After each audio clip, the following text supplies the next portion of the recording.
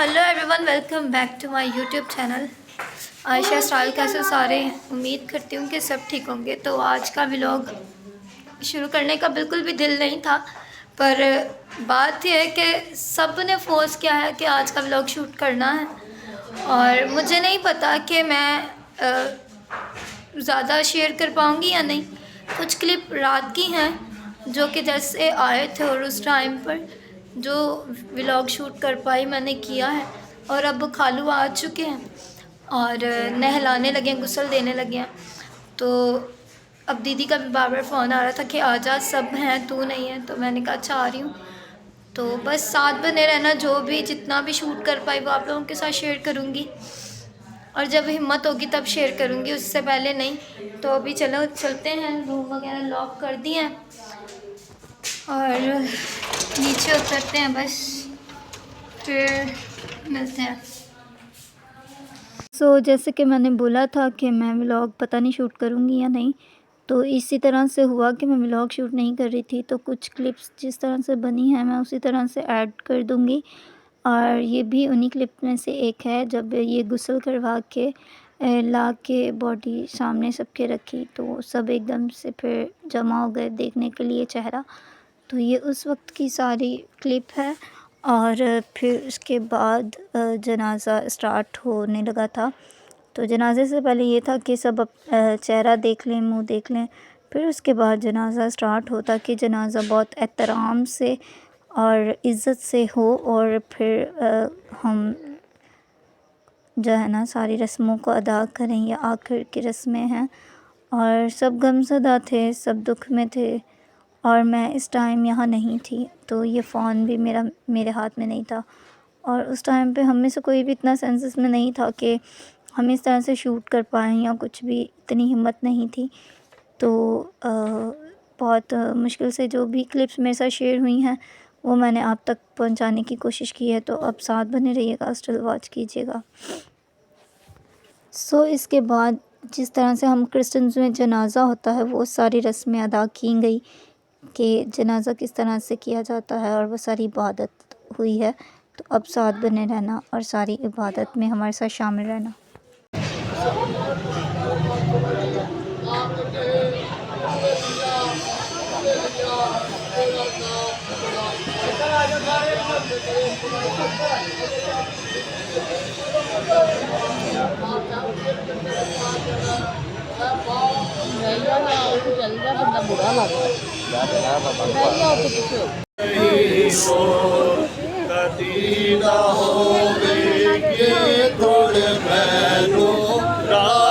जो मेरा याली है कदी ना होवेगी तोड़ मैनू रब जो मेरा या।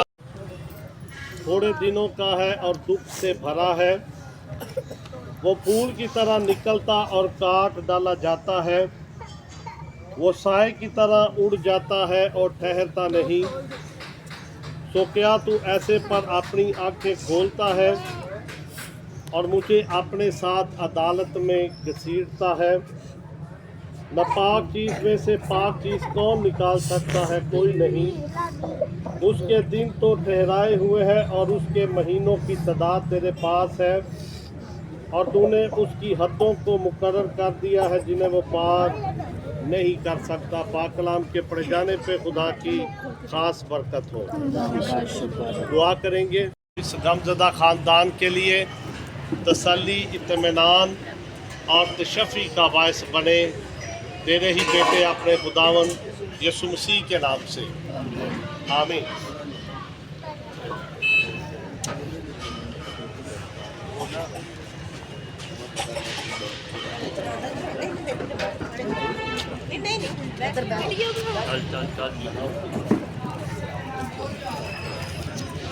खुदा के जिंदा और मुक़द्दस पाक कलाम में से अयूब की किताब का 14वां बाब आपकी खिदमत में पढ़ा गया। और आज इस वक्त हम खुदा के जिंदा मुक़द्दस पाक कलाम में से अयूब की किताब के 14वें बाब की पहली जो आयत है खुदा के कलाम में से हम अपनी और इस ख़ानदान की तसल्ली के लिए थोड़ी देर के लिए इस पर गौर करेंगे। और इस आयत के अंदर बयान किया गया है, इंसान जो औरत से पैदा होता है वो थोड़े दिनों का है और दुख से भरा है। ये बयान अयूब का बयान है जो उसने अपने दोस्तों के सामने इसे जाहिर किया। जब हम अयूब की किताब का मुताला करते हैं तो अयूब की किताब के पहले 2 अबवाब को जब हम उसी तौर पर पढ़ते हैं तो हमें पता चलता है कि अयूब एक बड़ा अमीर और मालदार शख्स था जो ऊस की सरजमीन पर रहता था। ये ऊस की सरजमीन जो है ये अरब के इलाका में मशरक़ की तरफ पाई जाती है, जहाँ पर अयूब अपनी ज़िंदगी गुजार रहा था। और अयूब के बारे में खुदा का कलाम बयान करता है कि खुदा ने उसे बड़ी बरकत अता की हुई थी, बड़ी नेमतें खुदा ने उसे दी हुई थी। और उसके साथ साथ अयूब खुदा के साथ चलने वाला शख्स था, बदी से बाज रहता था और खुदा के साथ अपनी ज़िंदगी गुजार रहा था।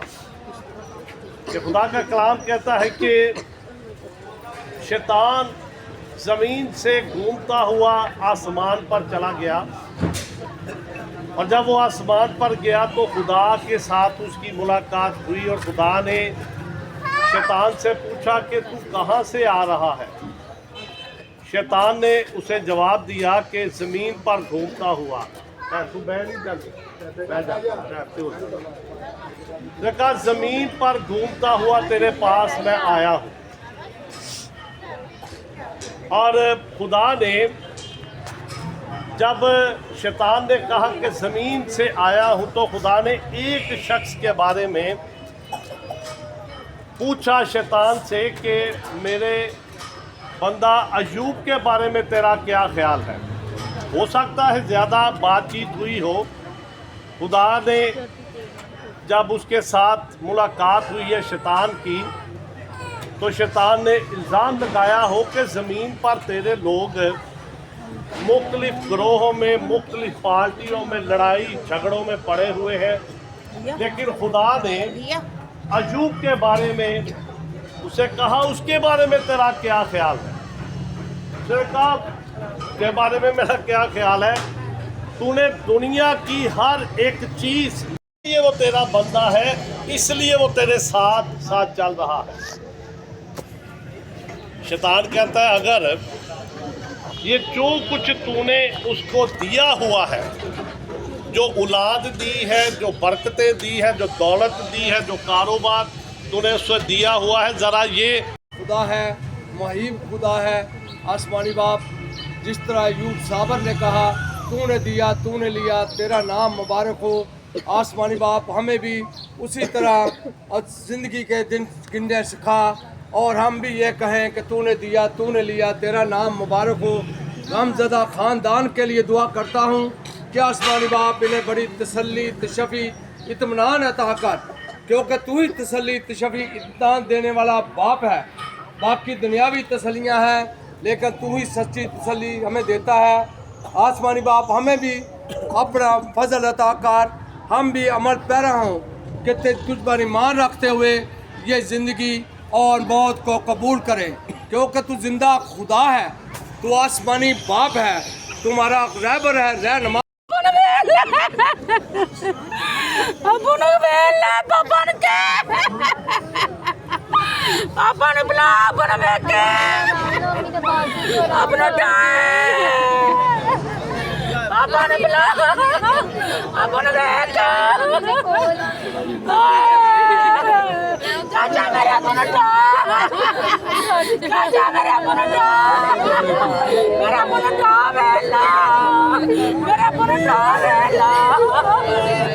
मेरा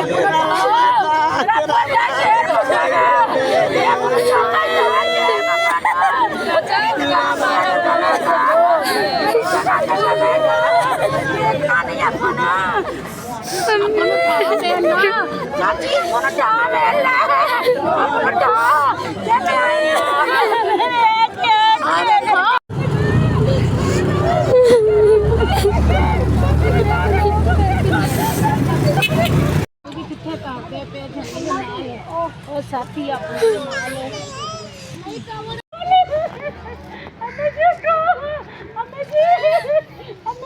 नहीं करता ऐसा नहीं करीदा नहीं करते तू चंगा भला बंदा अम्मी जी अबू कॉल आया जे अम्मी जी अबू आ गया जे कॉल अम्मी जी अभी नहीं मेरे रिश्तेदार भी आ गए तेरा भरा भी है यार नियत ना देख के देखो जरा देखी तेरा भरा मां खालान खाओ सारे लोग की तैयार हैं जनाजा कर ले मुंडे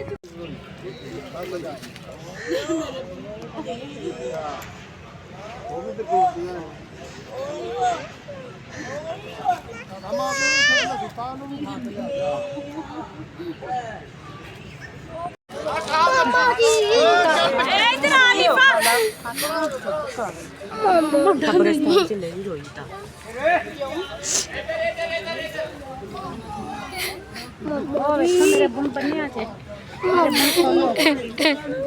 खोलो मेरे बुन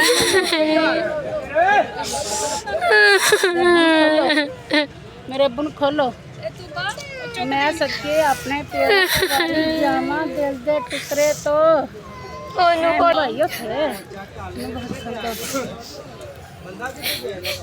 मेरा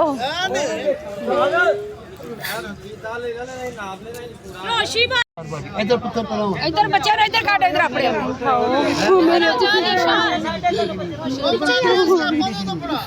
मामा जी मेरे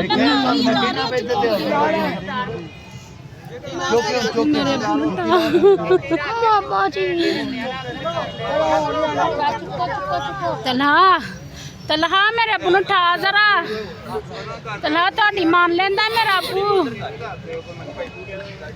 ਤਲਹਾ ਓਏ ਤਲਹਾ ਆਇਆ ਅਬੂ ਜੀ ਮਰ ਕੇ ਅਸੀਂ ਇੱਧਰ ਲਿਆਓ ਯਾਰ ਰੱਸੀ ਦੇ ਨਾਲ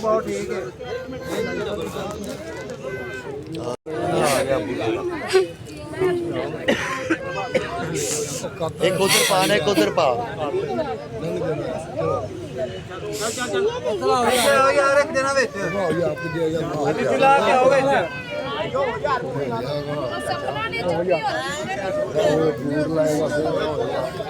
काश आया फटाफट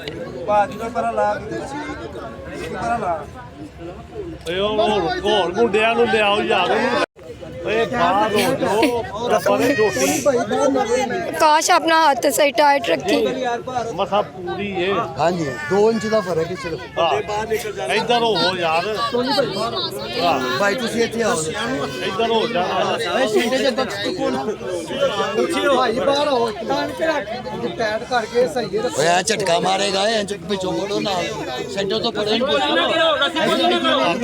ਅਰੇ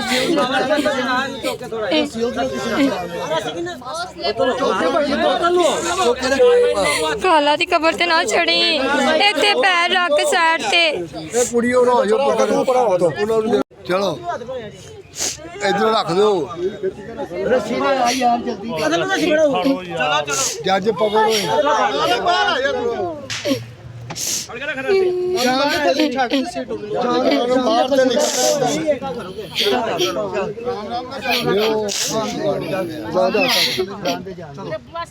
ਕਰਦੇ ਨੇ ਆਰਡਰ ਪੈਂਦੇ ਓਏ ਸਮਾਨ ਤੇ ਜਾਣ ਕੇ ਕੋਲ ਅੱਗੇ ਕਰੋ ਨਾ ਨਾਲ ਥੋੜਾ ਪਿੱਛੇ ਹੋ ਜਾ ਸਿੱਧੀ ਕਰੋ ਥੋੜੀ ਬੜਾ ਬੜੀ ਯਾਰ ਲਿਆਓ ਸਲੈਪਾ ਵਿੱਚੇ ਛੋੜ ਦੇ ਰੱਸੀ ਛੋੜ ਦੇ ਨਹੀਂ ਨਿਕਲਦੀ ਆਓ ਤੁਮ ਉਦੋਂ ਮਿੱਟੀ ਦਾ ਕਰੋ ਤੇਰਾ ਐ ਲਾ ਲਾ ਲਾ ਦਿਓ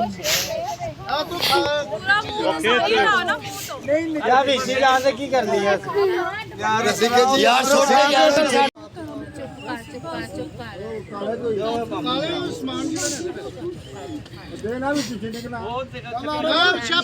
ਇਹਨੇ ਚ ਕੀ ਆ ਪਾਣੀ ਸ਼ਾਣੀ ਦੇ ਅਦੇ ਪਾਣੀ ਤੋੜਦਾ ਇੱਥੇ ਤਾਲਾ ਪੇ ਯਾਦ ਕਰਾਂਦਾ ਤੁਸੀਂ ਕਾਲੇ ਨੂੰ ਪਤਾ ਹੁੰਦਾ ਹੀ ਸਾਰਾ ਕੋਈ ਟਿੱਕੀਆਂ ਵੀ और दुआ करके फिर ढोली दा पानी के अंदर तो फनांदे ने पे थे ते ਲਾ ਵੱਡੀ ਇੱਕ ਨੇ ਬਣਾਈ ਹੈ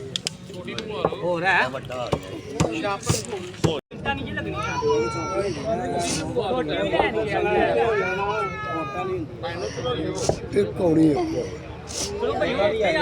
ਤੇ ਚੜ ਗਿਆ ਤੋ ਭਾਈ ਜੇਬ ਤੇ ਕਿਸੇ ਨੇ ਕੋਈ ਮਾਮਾ ਮੈਨੂੰ ਪਕੜਾਓ। ਲੈਣਾ ਹੈ ਤੇ 10 ਛੱਡੇ ਵਿੱਕੀ ਨਾਲ ਰਾਬਤਾ ਕਰ ਲਓ ਜੇ ਦੇਣਾ ਹੋਵੇ ਤਾਂ ਫੇਰ ਵੀ ਵਿੱਕੀ ਨਾਲ ਰਾਬਤਾ ਕਰ ਲਓ ਠੀਕ ਹੈ ਜੀ ਦੇਣ ਵਾਲੇ ਤੁਸੀਂ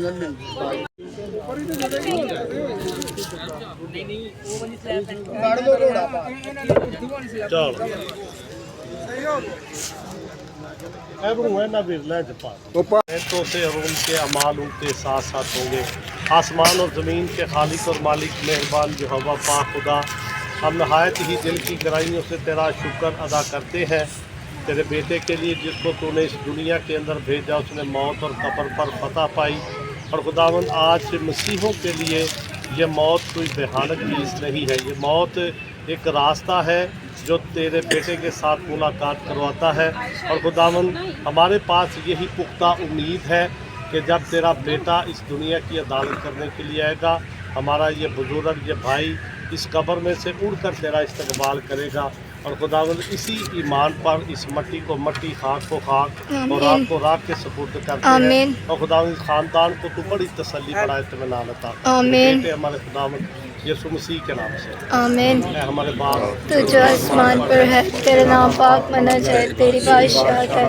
तेरी मर्जी जैसे आसमान पर पूरी होती है ज़मीन पर भी हो हमारा रोज़ रोटी आज हमें दे और समय का ज़र्फ मुआफ़ करते हैं तू भी हमारे कर्ज हमें माफ़ कर हमें आजमाइश में ना डाल बल्कि बुराई से बचा के बादशाहत कुदरत और चला हमेशा ते आमीन खुदा बाप खुदा बेटे खुदा पाक भी चला आमीन।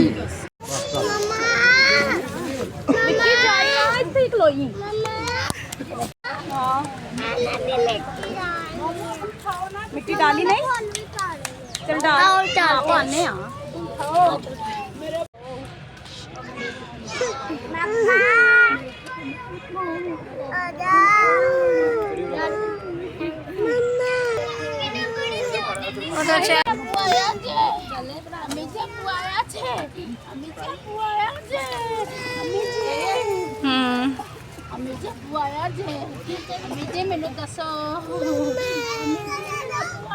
ਮਰਾਨੇ ਉਹ ਮੰਜੀ ਪਈ ਆ ਲੈ ਕੇ चल विकी ਚਾਲ ਗਾੜੀ ਖਲਾਰ ਕੇ ਬੈਠ अच्छा मेरे अपने उठाओ दानी का भी वो बनेगी फिर डालेगा भी सब क्या अपने था चलिए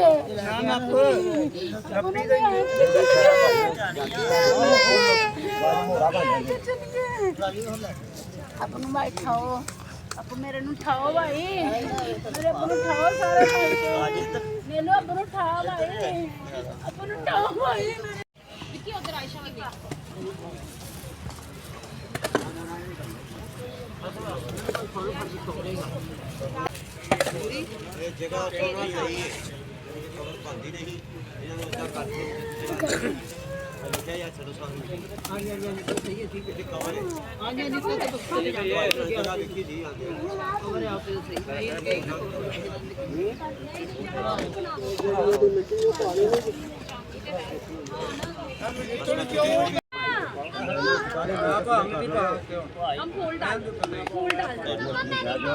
ਥਾਪੜੋ ਨਾ ਛੱਡ ਦਿਆ ਵੇਖੋ ਬਹਿ ਜਾਣੇ ਭਾਈ ਰਾਤ ਨੂੰ ਖੋਲ ਜਾਣੀ ਕੁੱਤਿਆਂ ਨੇ ਭਾਈ ਜਦੋਂ ਸਾਹ ਦੇ ਇੱਥੇ ਨਾ ਰਹਿਣ ਦਾ ਫਾਇਦਾ ਵੀ ਕੁੱਤਿਆਂ ਨੇ ਬੋਲ ਲੈਣਾ ਨਹੀਂ ਤੇ ਭਾਈ ਪੂਰੇ ਕਰੀ ਦੇ ਸਾਡੇ ਭਰਾ ਨੂੰ ਕੋਈ ਕੁੱਤਾ ਨਹੀਂ ਖਾ ਜਾਣਾ ਅਸ ਤੋਂ ਉਹ ਬਾਤ ਸਾਹਮਣੇ ਅਦਾ ਦੀ ਮਦਦ ਕਰੇ ਭਾਈ अच्छी गल करो उधर खाला दी कबर ते भी पाओ मम हेलो चोरी साहब डंडियां काटने पे फाड़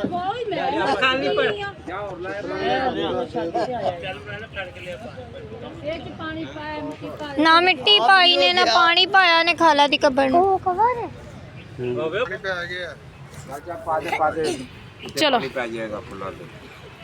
अब्बा की फोटो तो मांगना फिर मामा ਵਲੌਗ ਨਹੀਂ ਵੇਖਣਾ ਫਿਰ ਉਹਨਾਂ ਨੇ ਸਾਰਿਆਂ ਨੇ ਵੇਖਣਾ किन्ना नु ਕਰਾਚੀ ਨਹੀਂ ਵੇਖਣਾ और सारी दुनिया वेंदी है भई ਹਾਂ ਸਾਰੀ ਦੁਨੀਆ ਵਾਕਈ ਨੂੰ ਵੀ ਵਹਾਇਆ ਹੈ ਬੱਚਿਆਂ ਨੂੰ ਵੀ ਵਹਾਇਆ ਹੈ ਜਨਾਜ਼ਾ ये सब गलत होता है बेटा ਨਹੀਂ ਵਹਾਣਾ ਚਾਹੀਦਾ बता दो हां ਪੁਰਾਣੇ ਜ਼ਮਾਨੇ 'ਚ ਜਿਹੜੇ ਬਣਾਉਂਦੇ ਸਨ ਮੂਵੀਆਂ ਉਹ हम कितने समय में अगरबत्ती ले आओ जी ਪਹਿਲਾਂ ਫੁੱਲ ਪਾ ਲਓ दिल्ली का फल हो गया अल्लाह के हुक्म से ले लिया राम ने दफन हो हाँ इधर ले ले हाथ में डाल ले अपने अपनी भैन ਨੂੰ ਪਾ ਰਹੀ ਫੁੱਲ क्या नाम है चलो चलो तू पहले जा फिर कई बोतल याद ना आई ਫਿਰ ਇਧਰ ਹੱਥ ਨਾ ਫੜ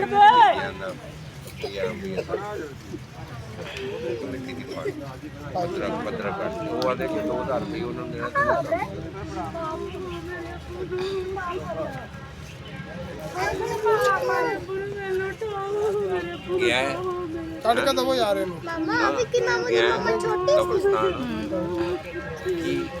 मामू हंस रहे हैं बड़ा अपनी अपनी मम्मी दो मिनट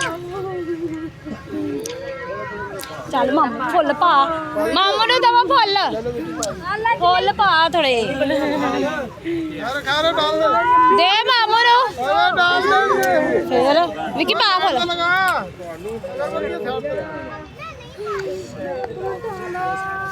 विक्की थोड़े से उसको दे लीफा को दे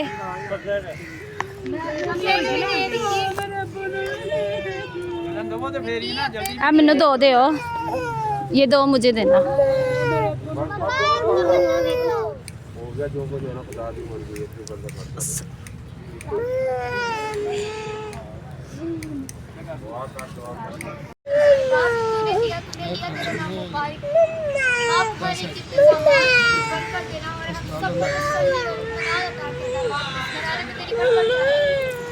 ये खाक था और खाक में दौड़ चुका है बाप इसे तो कबूल कर और अपना जलाल जाहिर करना बाप इसके रस्तों को तू बाप दुरुस्त करना ताकि बाप ये तेरे हुजूर कबूल हो सके और बाप तेरे नाम का इज्जत और जलाल मिल सके हम सब की हिफाजत करना जो दूर नज़दीक से आए और बाप इस वक्त यहाँ जमा है हर एक की ज़िंदगी में तो अपना जलाल जाहिर करना हर एक को तसल्ली देना बाप हर एक उसके करीब था जिससे तूने उनका करीबी छीना है बाप तू हर एक को तसल्ली और इत्मीनान बख्श देना हर एक की हिफाजत करना और ये जब हमने तेरे हुजूर में तेरे बंदे को सुकून किया है बाप तो ये तुझे पसंद आए तेरे नाम को इज्जत और जलाल मिले बाप हमारी नहीं तेरी मर्जी पूरी हो और तेरे नाम को मुबारक कहते हैं इस वजह तेरे नाम से और ईमान से जो कुछ मांगा सो पाया आमीन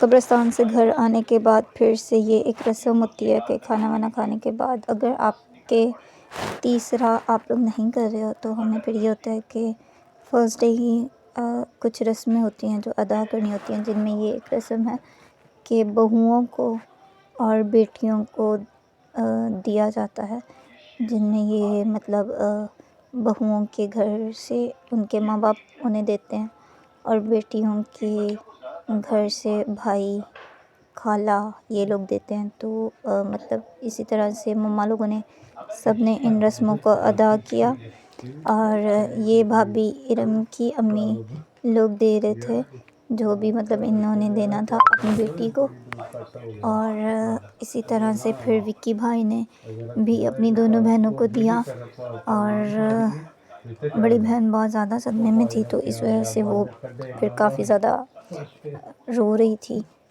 तो बस ये सिचुएशन अब आप देख सकते हो सब ने फिर जिस तरह से दिया है तो बाकी साथ बने रहो और फिर देखते रहो।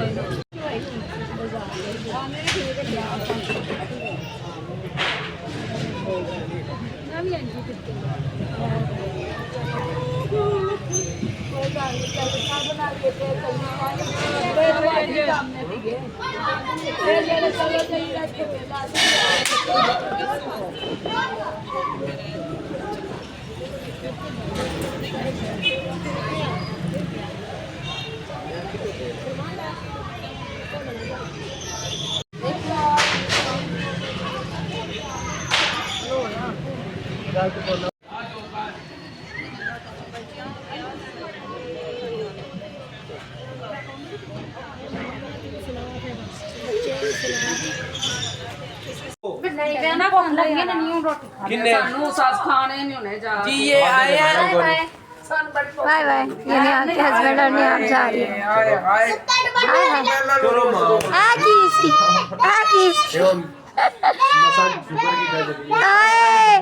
देखो कैसा ये पहले शुक्र कर रहे हैं हम जा रहे हैं घर से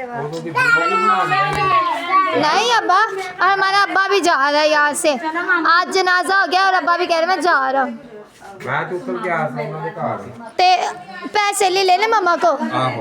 तो मेरी गाल सुनो भाई, आपका चा फोन सब जा रहे हैं तो सब मिलाप हो रहा है यहाँ पे। सोना अब सारे बैठे हुए और शाम हो गई है, मतलब रात हो गई है और अब सब बैठ के बातें कर रहे हैं। सुख दुख की शेयरिंग हो रही है सबकी आपस में। और जिसने व्लॉग में नहीं आना था ना वो ऐसे आ गया। और अब की हालत में इस तरह हूँ मैं। और यहाँ दीदी भी बैठी हुई है, सारे बड़े बैठे हुए, कुछ लोग नीचे हैं। तो बस इस ब्लॉग को यहीं एंड करती हूँ। आई होप, ये नहीं कहूँगी कि अच्छा लगा है तो लाइक करो, शेयर करो, कमेंट करो, क्योंकि ये ब्लॉग ऐसा नहीं था कि जिसमें लाइक शेयर और कमेंट किया जाए। और इस बच्ची की सिफारिश आई है कि इस बच्ची को ब्लॉग में लिया जाए। वो शौक ब्लॉग में आने का, तो इसका खास अब्बू था जो हाँ हाँ और उसके हस्बैंड भी आया खास अब्बू था। हाँ, मतलब ये बहन है। हाँ, ये और विक्की, ये मेरी खाला की पिक्चर लगी हुई है। ये मेरे मामू के साथ मम्मा की और खाला की पिक्चर लगी हुई है। मामू की आंखें बंद है। तो चलो, साथ बने रहने के लिए थैंक यू सो मच। मिलते हैं नेक्स्ट व्लॉग में। वो जो कुछ भी होगा फिर आप लोगों के साथ शेयर कर दूँगी। Bye bye.